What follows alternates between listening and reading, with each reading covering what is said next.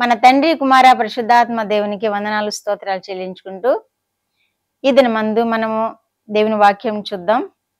మన జీవన విధానంలో, మన ఆహార విషయాల్లో, మన ఆరోగ్య విషయాల్లో మనం ఎంతో శ్రద్ధ తీసుకుంటాం.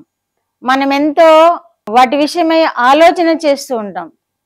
ఏ ఆహారం తింటే నా దేహానికి శక్తి వస్తుంది, ఏ ఆహారం తింటే నా దేహానికి బలం వస్తుంది, నా ఎముకలకు బలం వస్తుంది, నేను ఆరోగ్యంగా ఉండగలుగుతాను, నేను శక్తిగా ఉండగలుగుతాను, ఏ ఆహారం తీసుకోవడం వల్ల నేను బలం పొందుకుంటాను అని ఎంతో ఆలోచన చేస్తాం. మనం ఈ నిత్య జీవితంలో మనం ఆహారం తీసుకోవడానికి, మన శరీరము పోషించుకోవడానికి, మన శరీరాన్ని ఆరోగ్యంగా ఉంచుకోవడానికి ఎన్నో జాగ్రత్తలు తీసుకుంటాం.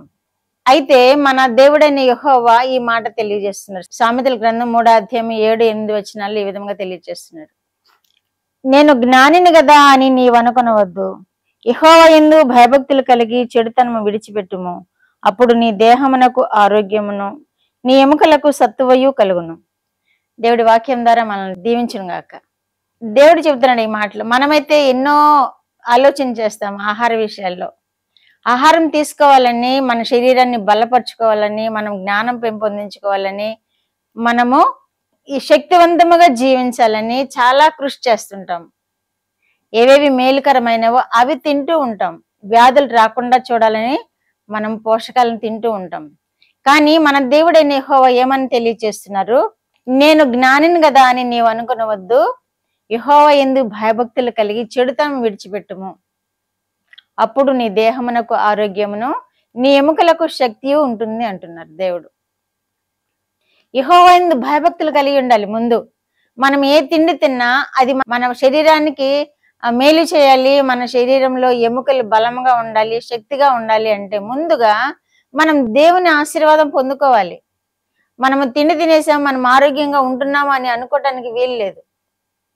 మనం ఏ పోషకం తిన్నా, ఏ పోషకం తినకపోయినా మన దేవుని యందు మనం భయభక్తులు కలిగి ఆయన ఎదుట మనము నిందారహితులుగా జీవిస్తూ మన చెడుతనమును విడిచిపెట్టుకున్నప్పుడు నీ ఎముకలకు ఆరోగ్యమును, నీ దేహమునకు ఆరోగ్యమును, నీ ఎముకలకు సత్తువను కలుగుతుంది అని దేవుడు చెబుతున్నాడు ఇక్కడ మాటలు.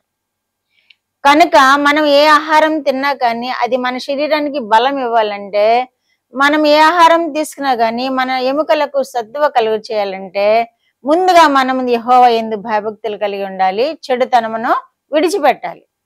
అప్పుడు మన దేహమునకు ఆరోగ్యం కలుగుతుంది, మన ఎముకలకు సత్తువ కలుగుతుంది. ఈ విధముగా దేవుని యందు భయభక్తులలో జీవించిన వారే ఏ రోగమునైనాను జయించగలుగుతారు, ఏ బలహీనతనైనాను జయించగలుగుతారు, ఏ శరీర శ్రమనైనాను జయించగలుగుతారు. దేవుని యందు భయభక్తులు కలిగి ఉంటే చాలు. మనం తిన్న ఆహార పదార్థాలు మన శరీరానికి మేలు చేసేవిగా దేవుడు ఆశీర్వదిస్తాడు. మనము చెడుతనం విడిచిపెడుతూ ఆయనకి ఇష్టమైన బిడలముగా ఉంటే చాలు. మనము శరీరంలో ఏ రోగాన్ని కలిగి ఉండలేము. ఎందుకంటే మన మనసు ప్రశాంతంగా ఉంటుంది. మన మనసు దేవుని మీద ఆనుకుంటుంది కాబట్టి, దేవునిలో ఆనందిస్తూ ఉంటుంది కాబట్టి మన జీవితంలో ఆనందం ఏలుతూ ఉంటే ఏ రోగాలు మన ధరించారు, ఏ బలహీనత మన ధరించారదు. కనుక మొదటిగా మనల్ని ఏమేం చేయమంటున్నారు దేవుడు ఇక్కడ? చెడుతనమును విడిచిపెట్టుకోండి, యెహోవా యందు భయభక్తులు కలిగిండుడి, చెడుతనమును విడిచిపెట్టుకోండి. అప్పుడు మీకు మీ దేహమునకు ఆరోగ్యం కలుగుతుంది, మీ ఎముకలకు సత్తువ కలుగుతుంది అని దేవుడు వాగ్దానం చేస్తున్నాడు. ఇక్కడ మనకి కండిషన్ ఇచ్చారు. ఇక్కడ మీరు చెడుతనం విడిచిపెట్టుకోండి, మీ దేహానికి ఆరోగ్యం కలుగుతుంది. మీరు యెహోవా యందు భయభక్తులు కలిగి ఉండుడి, మీకు శక్తి ఇస్తుంది, శరీరానికి ఆరోగ్యం వస్తుంది, ఎముకలకు బలం వస్తుంది. కండిషన్స్ పెట్టారు మనకి ఇక్కడ. ఆ కండిషన్స్ లేకుండా మనం ఏది దేవుని యొద్ద నుండి పొందుకోలేం. ఆ దేవుడు ఇచ్చిన కండిషన్స్ మనం ఫుల్ఫిల్ చేస్తేనే మనం దేవుని ఆశీర్వాదాలు పొందుకుంటాం. ఆయన ఇచ్చిన కట్టడలను మనం మీరితే మనం ఏది పొందుకోలేం ఆయన దగ్గర నుండి. కాబట్టి ఈ వాక్యం ద్వారా మనం ఈ జ్ఞానం నేర్చుకుందాం. యెహోవా యందు భయభక్తులు కలిగి ఉండాలని నేర్చుకుందాం, చెడుతనం విడిచిపెట్టాలని నేర్చుకుందాం. అప్పుడు మన దేహాన్ని ఆరోగ్యంగా ఉంచుకుందాం, మన ఎముకలకు సత్తువగా మనం ఉంచుకుందాం. మనకి ఎముకలు సత్తువగా ఉండేటట్లుగా దేవుని ప్రార్థన చేసి ఆ విజయాన్ని పొందుకుందాం. ప్రార్థన. మా దేవా, మా ప్రియ పరలోక ప్రభువా, మీ పరిశుద్ధ పాదములకు వందనాలు, స్తోత్రాలు. మా రక్షకుడు అయిన యేసుక్రీస్తు దేవా స్తోత్రములు, పరిశుద్ధాత్మ దేవా స్తోత్రములు. మీరు ఇచ్చిన వాక్యము కొరకు స్తోత్రములు ప్రభువా. దేవా, మీ యందు భయభక్తులు కలిగి ఉండమని, చెడుతనం విడిచిపెట్టమని నేర్పించిన దేవుడవు. అప్పుడు నైనా మా దేహము ఆరోగ్యముగా ఉంటుందని, మా ఎముకలు సత్తువుగా ఉంటాయని మాకు తెలియచేసిన దేవుడవు.